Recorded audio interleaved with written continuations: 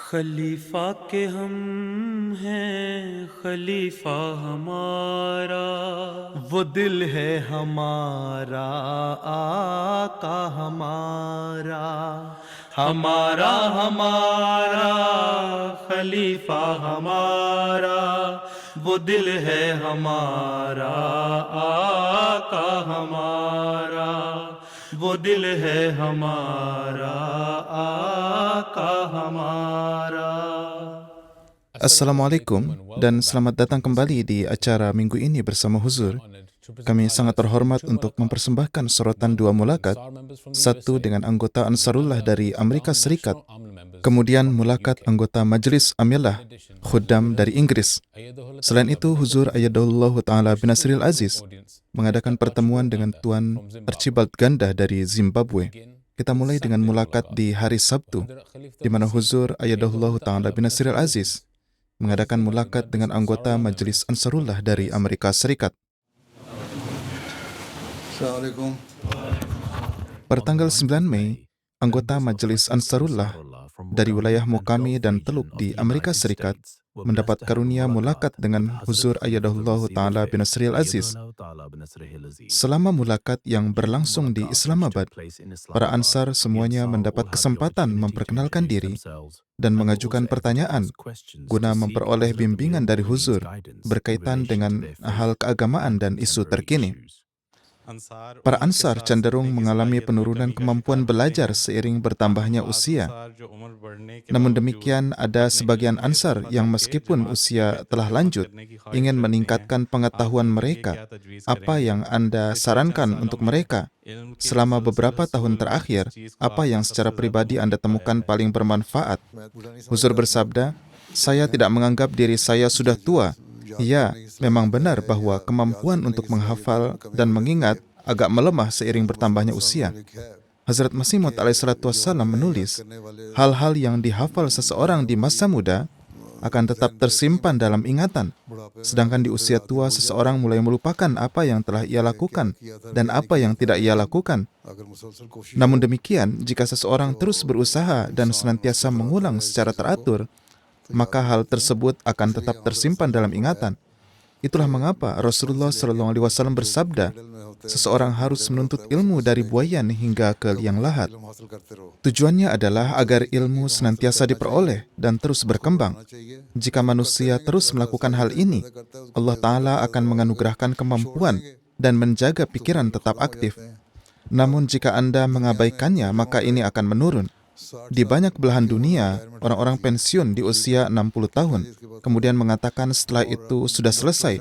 Namun para dokter dan para profesional mengatakan, teknologi baru terus bermunculan dan hal baru senantiasa dipelajari. Para insinyur dan lainnya sering berpendapat bahwa seseorang yang berusia 50 atau 55 tahun sebenarnya bisa menjadi dokter yang sangat baik karena memiliki pengalaman sekaligus telah mempelajari teknologi baru. Mereka dapat melakukan pekerjaan yang sangat baik. Namun di Amerika, hampir tidak ada pensiun yang sesungguhnya. Anda mungkin menggeser pensiun hingga usia 65 tahun. Ini artinya mereka terus bekerja karena mereka telah menjaga pengetahuan mereka tetap segar. Para ahli bedah pun terus melakukan operasi dengan menggunakan teknologi terkini. Jadi ini merupakan masalah pola pikir. Ya, ingatan agak melemah. Tetapi jika Anda benar-benar membiarkannya, maka akan ada karat. Oleh karena itu, jangan biarkan karat mengendap. Teruslah menambah pengetahuan Anda. Seseorang tidak boleh pernah merasa lelah. Pada saat pola pikir seorang melemah, disitulah kemunduran terjadi. Huzur pada umumnya mengajukan pertanyaan dianggap sebagai sarana menambah pengetahuan, dan di masyarakat barat, secara khusus mereka mengatakan tidak ada pertanyaan yang bodoh. Namun dalam Al-Quran Suci, ketika Nabi Nuh alaihissalam mempertanyakan kepada Allah Ta'ala mengenai penyelamatan putranya, Allah Ta'ala di dalam surat Al-Hud, Allah mengajarkan doa ini, "Ya Tuhanku, aku memohon perlindunganmu dari meminta kepadamu sesuatu yang tidak aku miliki pengetahuan tentangnya." Huzur tercinta, pertanyaan apa terkait doa ini yang tidak disukai oleh Allah Ta'ala? Huzur bersabda, pertanyaannya adalah bahwa Anda sedang berbicara tentang putra Nabi Nuh alaihissalam. Nabi Nuh tidak memiliki pengetahuan tentang hal-hal gaib. Ketika banjir datang, sang putra sedang duduk di sudut sebuah gunung. Nabi Nuh bersabda, "Marilah bergabunglah bersamaku dan janganlah engkau termasuk di antara orang-orang bodoh." Ia menjawab, "Tidak, aku akan mendaki gunung itu." Nabi Nuh berkata, "Hari ini tidak ada sesuatu pun yang akan dapat menyelamatkanmu." Ketika sebuah gelombang datang, gelombang itu menenggelamkannya. Kemudian Nabi Nuh memohon kepada Allah, "Engkau telah memberitahuku bahwa engkau akan menyelamatkan keluargaku." Allah menjawab, "Keluargamu adalah mereka yang mengamalkan ajaranmu dan mengikutimu."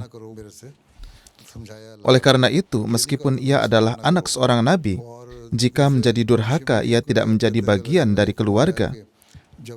Jadi Allah Ta'ala menjelaskan, "Janganlah engkau bertanya kepadaku pertanyaan semacam itu." Allah sama sekali tidak mengatakan janganlah bertanya pertanyaan. Oleh karena itu, mengenai hal-hal tertentu dari syariat, dengarkanlah sebanyak yang Allah Ta'ala kehendaki untuk dijelaskan dan berusahalah untuk mengamalkannya. Jika kalian mengajukan terlalu banyak pertanyaan dan mendapat jawabannya, kemudian tidak mampu mengamalkannya, maka kalian akan menjadi layak mendapatkan hukuman. Oleh karena itu, lebih baik mengamalkan hal-hal yang telah kalian ketahui. Keselamatan agama dan rohanimu terletak pada hal ini. Adapun mengenai urusan duniawi, fokus haruslah pada mencari ilmu pengetahuan. Perbanyaklah ilmumu. Sebagaimana sabda Rasulullah SAW menuntut ilmu sejak buayan hingga liang lahat.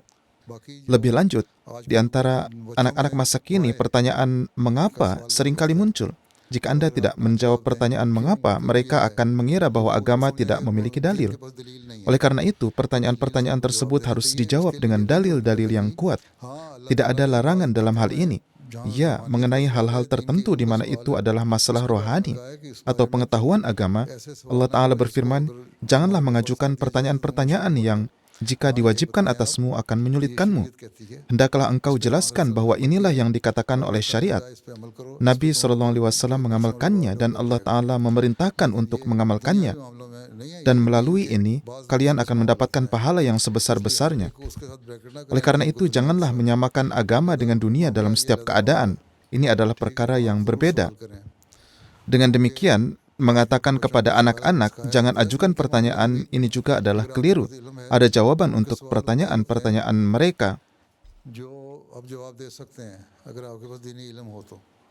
Orang-orang menulis kepada saya, mereka menulis pertanyaan-pertanyaan yang sangat rinci, terkadang bahkan pertanyaan-pertanyaan yang didasarkan pada keberatan-keberatan.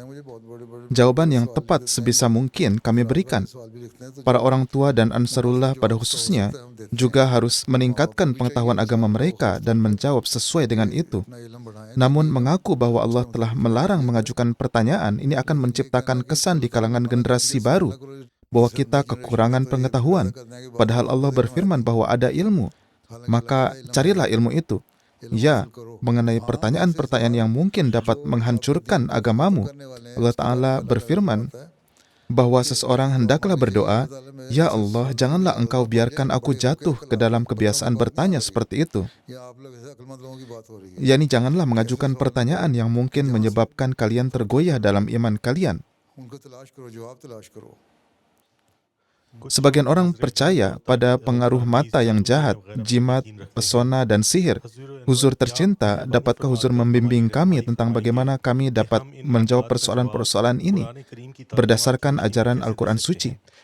Dan jika seseorang berpikir bahwa mereka berada di bawah pengaruh tersebut, maka bagaimana kita seharusnya menghadapi mereka? Huzur bersabda, kenyataannya adalah bahwa mata jahat memang mempengaruhi orang-orang. Tidak ada yang aneh dalam hal ini. Itulah mengapa ada ungkapan bahwa seseorang hendaknya berkata, "Semoga mata jahat dijauhkan." Selain itu disebutkan dalam hadis bahwa ketika seseorang memandang sesuatu, misalnya ketika seseorang petani melihat ladangnya dan berkata, "Lihatlah betapa bagusnya ladang ini berkat usahaku." Kemudian datanglah badai dan angin kencang dan ladang itu pun hancur. Contoh ini telah disebutkan di Al-Quran Suci. Oleh karena itu, seorang hendaklah membaca Masya Allah dan La haula wala quwata illa billah. Jadi pandangan seseorang sendiri pun dapat menyebabkan mata jahat. Kemudian disebutkan pula dalam hadis bahwa bahkan pandangan seorang ibu kepada anaknya pun dapat memberikan pengaruh. Jadi ketika seorang ibu mulai berpikir, aku membesarkan anak ini dengan cara seperti ini dan itu, aku melakukan ini dan itu, dan pandangannya mempengaruhi sang anak, baik ia menjadi sakit atau akhlaknya memburuk, atau hal-hal serupa terjadi. Dengan demikian, orang-orang dapat terpengaruh oleh mata jahat, dan obatnya adalah hendaknya seseorang berdoa kepada Allah dan berlindung kepada Allah Ta'ala. Oleh karena itu, Allah Subhanahu wa Ta'ala mengajarkan sebuah doa dalam Al-Quran Suci pada surat-surat penutup. Hazrat Muslim Maud telah menulis bahwa terkadang orang-orang tertentu memiliki pandangan yang begitu kuat. Beliau bersabda, saya memiliki seorang anak yang memiliki kebiasaan menatap makanan dengan sangat kuat. Terkadang ketika saya sedang makan, ia menatap suapan dengan begitu kuat sehingga suapan itu terjatuh dari tangan saya. Jadi ini bukanlah sesuatu yang tidak biasa. Saya telah menulis jawaban yang panjang mengenai subjek ini dan telah mengirimkannya. Itu diterbitkan di Al-Hakam atau di tempat lain. Anda dapat membacanya di sana. Apa hakikat mata jahat itu? Apa yang difirmankan Al-Quran? Sejauh mana kita menerimanya? Sejauh mana hal itu diperbolehkan? Adapun praktik sihir dan jimat ini, ada tindakan-tindakan tertentu yang dilakukan oleh sebagian orang untuk menakut-nakuti mereka yang kurang berpendidikan. Hazrat Khalifatul Masih Awal juga telah menulis tentang hal ini bahwa mereka yang terlibat dalam praktik semacam itu, terkadang mereka bahkan memiliki kaki tangan yang secara diam-diam menyembunyikan benda-benda tertentu di dalam rumah orang lain. Setelah itu, mereka memberitahu orang-orang tersebut, sebuah mantra telah dijatuhkan atas dirimu. Kemudian orang itu pergi kepada orang suci dan ia berkata, baiklah benda ini dan itu terkubur di sudut tertentu di halaman rumahmu. Singkirkanlah benda itu dan mantra itu akan terputus. Kemudian mengenai Maulana Rajiki Sahib, bahwa orang-orang berkata tentang seseorang bahwa jin telah merasukinya atau sihir telah dijatuhkan atasnya. Beliau berdoa untuknya dan tiba-tiba terdengar benturan keras dan peralatan itu jatuh ke tanah. Allah memerintahkan kita dalam Al-Quran untuk siru fil ard, berjalanlah di muka bumi, dan melihat sejarah bangsa yang menolak firman Allah, serta untuk melihat bagaimana Dia menciptakan alam semesta. Huzur tercinta, bagaimana kita dapat memenuhi perintah ini dalam perjalanan kita sehari-hari? Huzur bersabda, Allah Ta'ala berfirman, berjalanlah di muka bumi, berkelanalah di seluruh penjuru dunia dan carilah berkat-berkat yang telah dianugerahkan oleh Allah Ta'ala. Gunung, hutan, iklim-iklim, lautan, sungai-sungai, berjalanlah melaluinya dan amatilah ciptaan Allah Ta'ala. Dan di dalam ciptaan ini, lihatlah hal-hal apa yang telah diciptakan oleh Allah Ta'ala. Oleh karena itu, Hazrat Nawab Mubarakah Begum Saibah, radhiyallahu ta'ala anha, menyebutkan dalam syairnya, mengenai apa yang ditulis Iqbal, tampakkanlah dirimu kepadaku dalam wujud perumpamaan. Kemudian sebagai jawabannya beliau menulis, saksikanlah kekuasaanku, yaitu kekuasaan Tuhan, dalam ketinggian gunung-gunung, dalam gunung-gunung yang menjulang itu, di hutan-hutan, dalam pepohonan, dan lihatlah pula ke dalam lembah-lembah yang dalam, lihatlah ke lautan-lautan, dan melalui semua ini, engkau akan memahami siapakah Allah sesungguhnya. Maka untuk mengenali ciptaan Allah Ta'ala adalah perlu untuk merenungkan hal-hal ini. Kini Anda memberi contoh, Kul siru fil ardi, fanzuru kaifa kana akibatul mujrimin. Apakah kesudahan orang-orang yang mujrim atau berdosa itu? Di sini Allah Ta'ala berbicara tentang orang-orang yang mujrim, yakni berjalanlah di muka bumi dan amatilah mereka yang menentang Allah Ta'ala. Lihatlah sejarah para nabi. Anda melihat reruntuhan kuno, bukan? Amatilah bagaimana bangsa-bangsa itu dihancurkan. Dan dewasa ini Israel bertindak dengan intensitas yang sangat besar. Di Bani Israel dan surah Al-Anbiya, Allah Ta'ala menggambarkan kondisi mereka bahwa bangsa-bangsa ini telah dihancurkan 2 kali sebelumnya karena kezaliman mereka. Dan jika mereka melakukan kezaliman ketiga kalinya, mereka akan dihancurkan sehancur-hancurnya. Jadi sejarah telah ada. Jika mempelajari sejarah, ia akan memahami perkara ini. Ambillah pelajaran darinya. Oleh karena itu, takutlah kepada Allah Ta'ala. Janganlah mempersekutukan sesuatu pun dengannya. Dan janganlah menjadi Fir'aun. Fir'aun telah dihancurkan. Nabi Musa bangkit melawan Fir'aun. Namun ketika kaumnya melakukan berbagai pelanggaran, mereka pun dihancurkan. Demikian pula, kaum muslim pun dapat mengalami nasib yang sama. Oleh karena itu, seseorang hendaknya mengambil pelajaran dari segala sesuatu. Inilah yang difirmankan Allah Ta'ala. Allah berfirman, berjalanlah dan amatilah dimanapun engkau melihat tanda-tanda kehancuran. Disebutkan dalam hadis bahwa Nabi SAW bersabda, ketika Anda membaca Al-Quran suci dan menemukan ayat yang mengandung kabar gembira dari Allah Ta'ala, berdoalah agar ia menjadikanmu termasuk di dalamnya. Jika disebutkan tentang azab, bacalah istighfar dan berdoalah kepada Allah agar Allah melindungimu. Jadi perkara ini ada untuk memberikan pelajaran. Inilah tujuan dan maknanya. Ini bukan sekedar bepergian untuk berpariwisata atau bersenang-senang. Kami pergi ke tempat ini dan itu di Swiss, atau kami pergi ke Grand Canyon di Amerika. Jadi janganlah sekedar menikmati tempat-tempat itu. Bagaimana Allah Ta'ala menciptakan segala sesuatu ini? Bagaimana pemukiman-pemukiman hancur akibat gempa bumi, banjir. Oleh karena itu, ambillah pelajaran darinya dan kembalilah kepada Allah Ta'ala. Inilah maknanya. Berjalanlah di muka bumi dan perhatikanlah bagaimana Allah pertama kali melakukan penciptaan makhluk, kemudian setelah kematian dia terus menghidupkan mereka kembali. Tuhan berkuasa atas segala sesuatu. Hazrat Muslim Maud menulis dalam tafsir beliau bahwa ini tidak berarti bahwa orang-orang yang telah mati benar-benar hidup kembali di dunia. Ini tidak berarti bahwa seseorang harus berkeliling dunia dan menyaksikan orang-orang mati menjadi hidup kembali. Dengan demikian, ayat ini merupakan bukti nyata bahwa yang dimaksud dengan penciptaan adalah kebangkitan dan kejatuhan bangsa-bangsa. Sebagaimana yang telah saya jelaskan mengenai Bani Israel atau Fir'aun, bagaimana mereka meraih ketinggian yang luar biasa dan kemasyhuran dan kerajaan yang besar. Fir'aun berkata, lihatlah, seluruh sistem berjalan di bawah kekuasaanku. Jadi ia sombong. Kemudian Allah Ta'ala menghancurkannya. Hal yang sama juga berlaku bagi bangsa lain. Tuan Trump mengira bahwa dialah segalanya. Bahkan mengatakan sebagai kedatangan kedua Yesus Kristus. Menurutnya, apakah laporan ini benar atau tidak?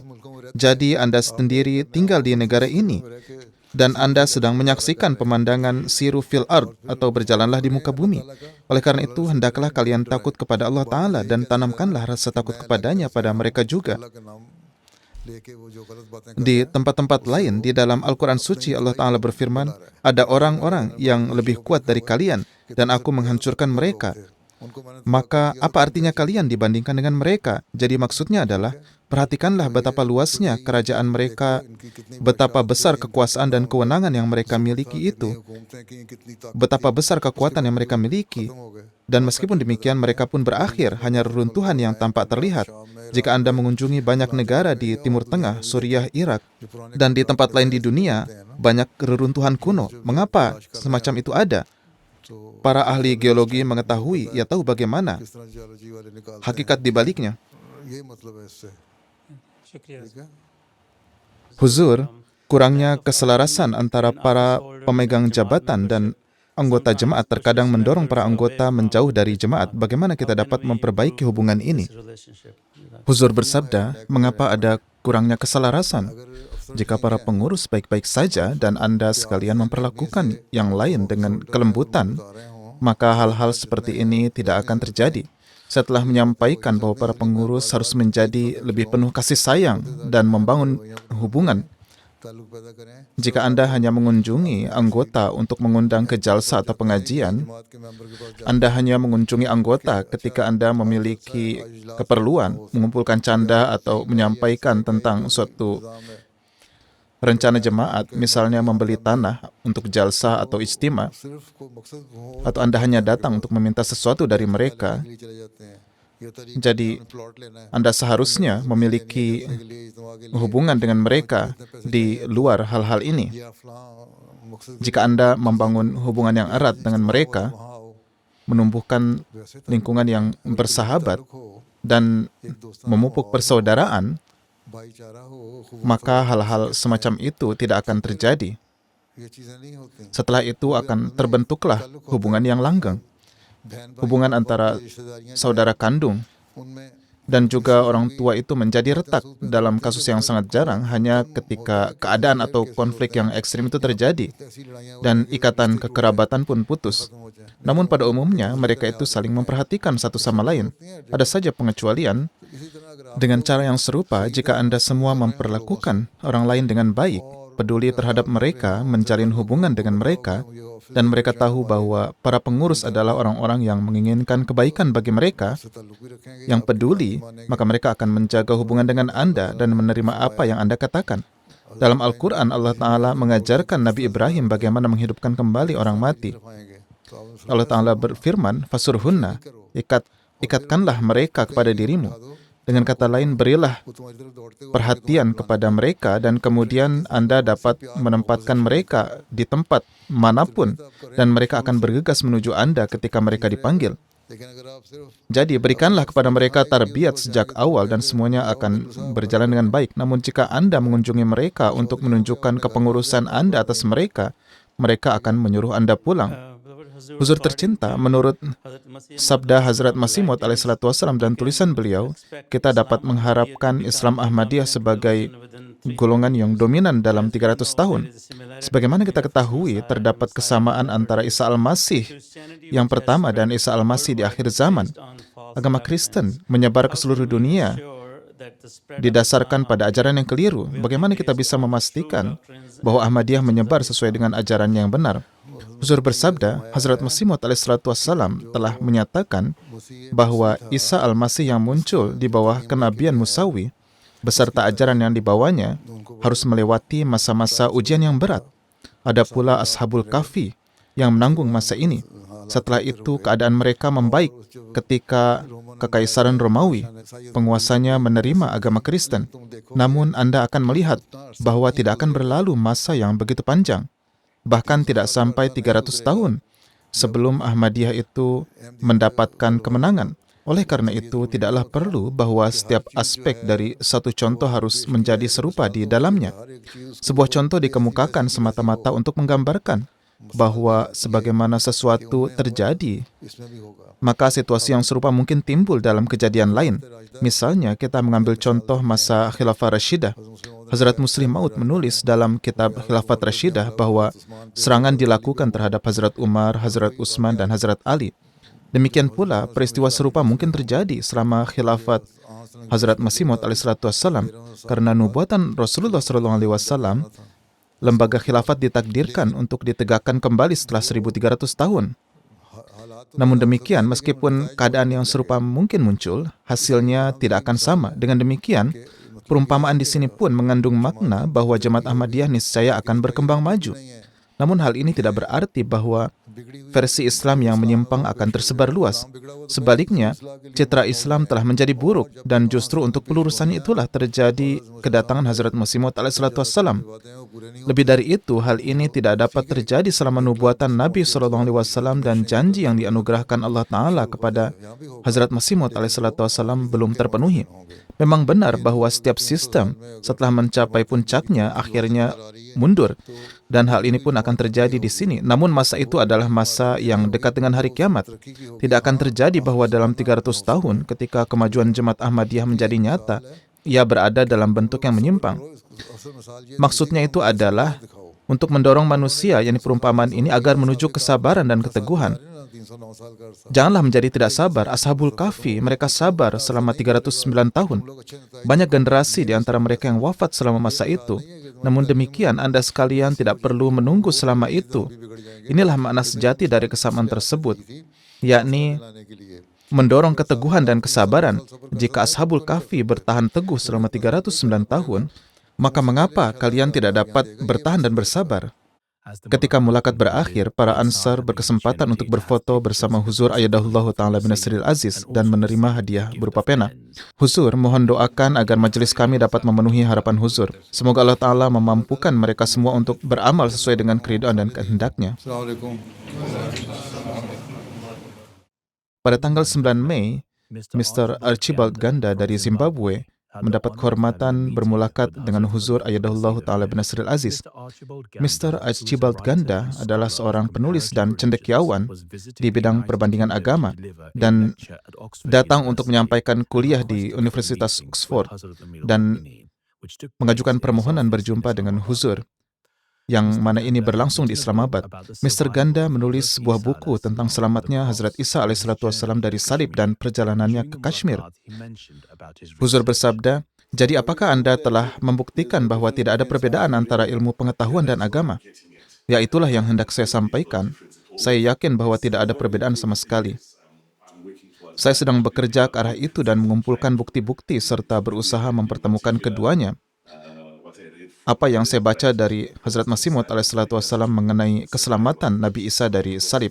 Huzur bertanya, apakah Anda mengambil beberapa kutipan dari Hazrat Masih Maud alaihissalatu wassalam? Ya, saya sangat terpengaruh dari karya beliau Al-Masih di Hindustan. Huzur bertanya, apakah Anda telah membaca buku Khalifah keempat kami, Revelation, Rationality, Knowledge and Truth? Buku itu juga akan membantu Anda dan filsafat ajaran Islam. Ya, filsafat ajaran Islam, saya telah membaca sebagian darinya. Kemudian ada juga konferensi internasional tentang keselamatan Nabi Isa. Saya menelaah transkrip itu kembali. Ini sangat membantu saya dalam melakukan penelitian. Jadi saya sangat terkesan oleh ajaran yang sangat luar biasa ini. Anda tahu ada potensi besar untuk menguraikannya. Dan saya percaya akan hal ini. Huzur bersabda, intinya Anda sangat mengetahui ajaran kami. Saat pertemuan, Hazrat Khalifatul Masih dihadiahi sebuah buku berjudul I, yakni Nabi Isa, will not die but live. Huzur bersabda, di sini Anda telah membuktikan bahwa Nabi Isa tidak wafat di tiang salib dan hidup dalam waktu yang panjang. Beliau hidup dalam waktu yang panjang, mungkin 120 tahun. Dan beliau tidak diangkat di surga, tidak. Saya telah melakukan penelitian tentang ajaran penyaliban dalam Alkitab dan saya sangat terpengaruh oleh tulisan-tulisan Hazrat Masih Maud alaihissalatu wassalam. Tulisan-tulisan itu memberi saya semacam izin untuk dapat meninjau kembali fondasi dari apa yang selalu kami percayai tentang kisah yang telah kami warisi dari waktu ke waktu.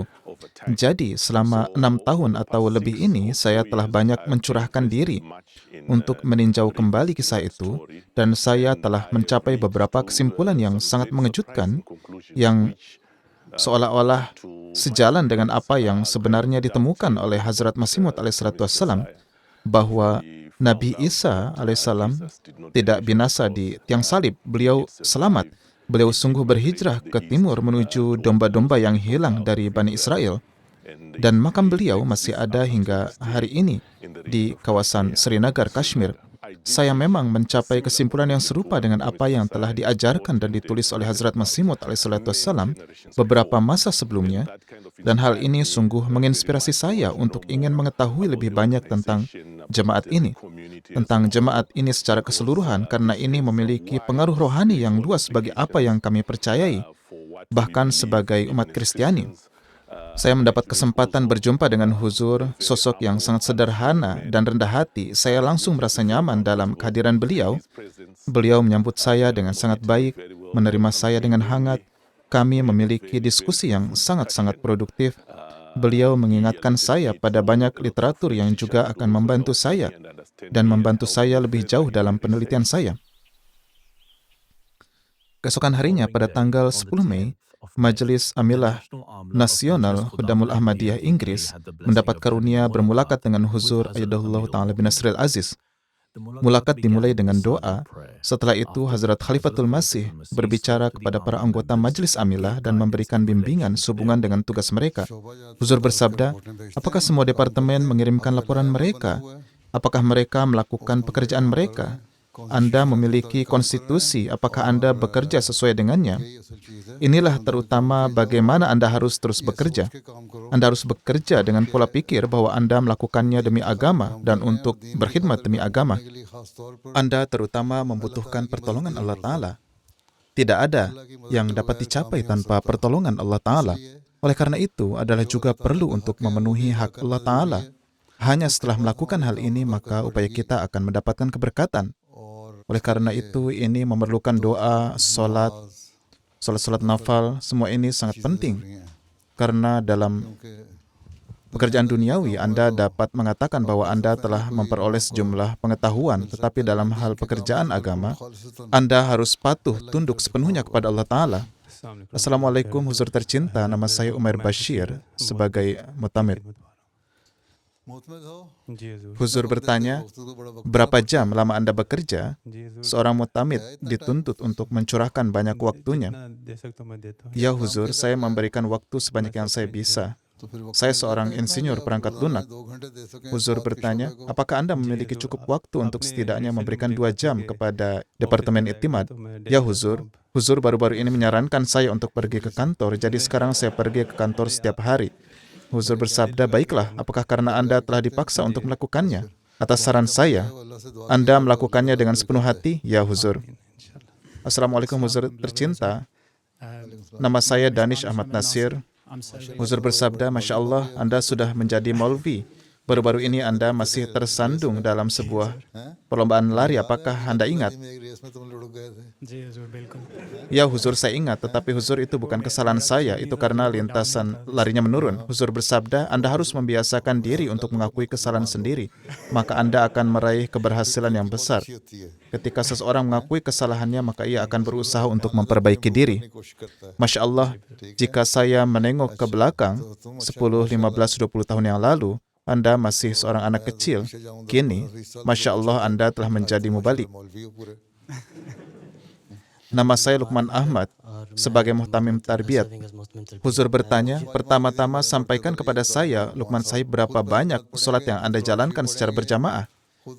Ketika Anda sendiri menunaikan solat, ketika Anda sendiri membaca Al-Quran, ketika Anda fokus pada solat-solat nafal, ketika Anda fokus pada doa-doa, ketika Anda fokus pada zikir ilahi, maka hasil positif akan terwujud di upaya tarbiyat Anda. Oleh karena itu, pertama-tama tegakkanlah teladan Anda sendiri. Yang penting adalah membangun kebiasaan solat di kalangan hudam. Kemudian Anda harus membangun kebiasaan membaca Al-Quran dalam diri mereka. Lalu ambillah sabda singkat dari tulisan Hazrat Masih Maud alaihissalatu wassalam, khutbah-khutbah para khalifah. Dan ilmu ini harus ada, karena dengan ini keberanian akan terwujud. Assalamualaikum Huzur tercinta, nama saya Sahzib Ahmad. Apakah Anda seorang dokter? Ya Huzur. Sebagai muhtamim sanat wa tijarat, Huzur bersabda, Anda telah diberikan Departemen Sanat wa Tijarat, padahal dokter. Apa yang Anda lakukan di sanat tijarat? Apa yang diketahui seorang dokter tentang bisnis? Apa rencana yang telah Anda buat untuk sanat wa tijarat? Huzur, upaya kami adalah untuk mengetahui status pekerjaan para khuddam 18 tahun ke atas, yang jumlahnya adalah 7.600 orang. Sedang bekerja apa dan di mana mereka bekerja? Huzur bersabda, ada mereka yang telah meninggalkan studi mereka, duduk menganggur, dan menjalin persahabatan yang salah. Anda harus mencarikan mereka pekerjaan. Anda harus membuat daftar mereka yang telah terjerumus dalam narkoba dan teman-teman yang salah dan kecanduan. Berikanlah kepada mereka pekerjaan agar dapat mencari nafkah. Anda harus bergabung dengan Departemen Tarbiyat dan merancang program yang terkoordinasi antara kedua departemen tersebut. Dengan cara ini, setiap departemen dapat bersatu.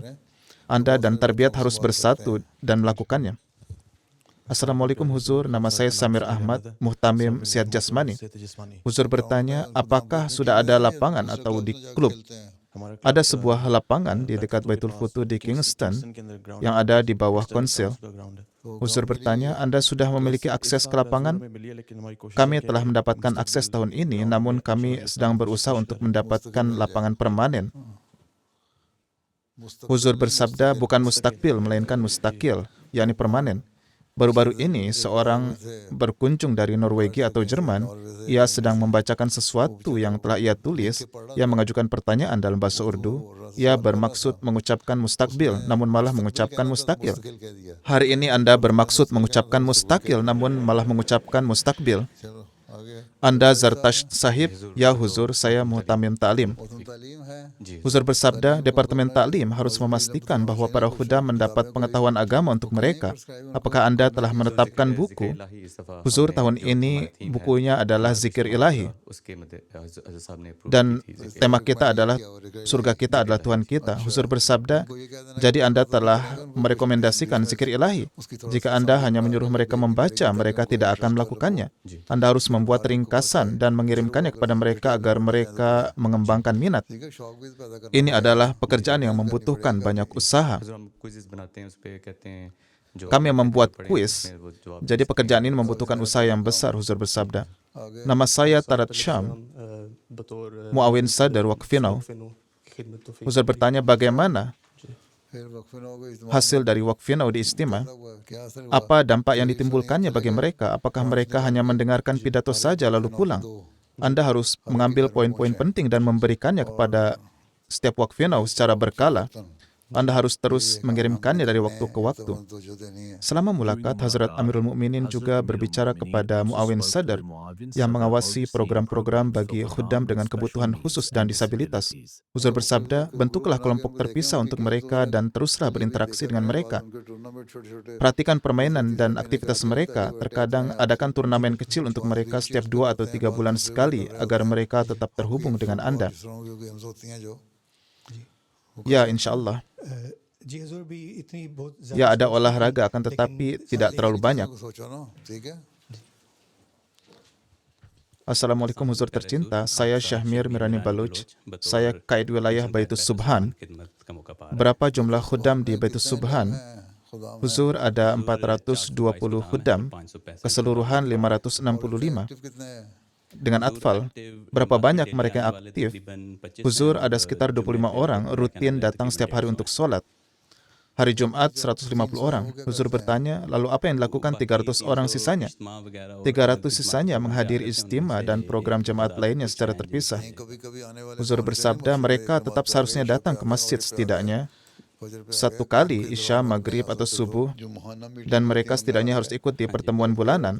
Perhatian harus diberikan pada masalah ini. Anda sebagai kaidin tidak boleh rileks dan menjadi lengah dan berpikir bahwa jumlah orang yang hadir sudah cukup. Ada 2 baris di masjid, itu sudah cukup. Hal yang nyata harus diamati, yakni berapa persentase anggota kita yang benar-benar aktif. Itulah tanggung jawab para kaidin. Berbicara kepada kaid lainnya, Huzur kembali menekankan perlunya fokus pada membantu para khuddam meningkatkan keterikatan mereka dengan masjid. Huzur bersabda, tingkatkan sebanyak mungkin, dekatkan mereka. Tugas yang sesungguhnya adalah mengikatkan mereka kepada masjid. Itulah tugas yang sebenarnya. Jika hal ini tidak terwujud, maka tidak ada manfaat nyata dari organisasi badan-badan ini. Jika orang-orang tidak mendirikan sholat, jika kehadiran kita tidak setidaknya 70%, dan jika mereka tidak membaca Al-Quran, maka itu berarti kita tidak menghasilkan hasil yang sangat menjanjikan. Setiap kaid harus berjuang untuk ini. Baik Huzur. Dan manfaat dari penunjukan seorang mubalik sebagai kaid adalah ini, yakni supaya mereka meningkat dalam rohani. Nama saya Rabib Ahmad Mirza. Huzur bertanya, Anda sudah menjadi lemah sekarang, Rabib Sahib. Apakah Anda telah mengurangi berat badan? Apa alasannya? Huzur, saya sedikit mengurangi asupan makan dan pergi ke gym. Huzur bersabda, pergilah ke gym tetapi tetaplah makan dengan benar. Ya. Mendengar akhir pertemuan, Huzur memberikan bimbingan kepada para mubalik dan pengurus amilah tentang pentingnya doa. Huzur bersabda, berikanlah penekanan yang besar pada doa. Ada nasihat yang saya berikan ke jamiah kepada para mubalik. Semua mubalik juga harus mengamalkannya. Pada umumnya itu untuk semua pengurus, tetapi terutama para murabbi, mubalik. Apa yang perlu dikatakan telah dikatakan, tidak perlu ada pembicaraan lebih lanjut, dan di awal sekali saya telah menjelaskan, jalinlah hubungan dengan Allah Ta'ala dan kembangkanlah semangat pengkhidmatan. Dan selalu ingat bahwa pekerjaan apapun yang kita lakukan, Allah Ta'ala selalu mengawasi kita. Dan segala sesuatu yang kita lakukan harus semata-mata demi Allah. Para khuddam mendapat karunia berfoto bersama Huzur.